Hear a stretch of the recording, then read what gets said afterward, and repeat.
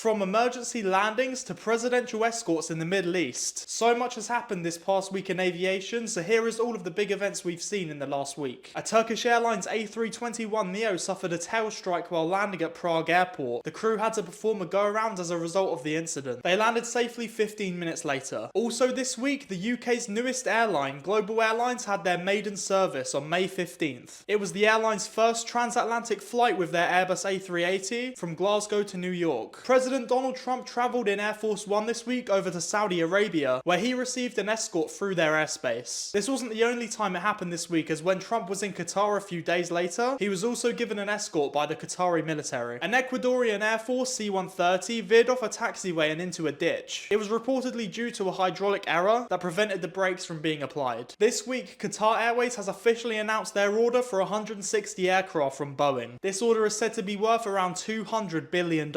And just recently, an ATR 72-600 operated by Mandarin Airlines had to make an emergency landing after its engine cover became loose during departure. That's all for the big news stories for this week. Make sure to follow me to stay up to date on all the events happening in aviation.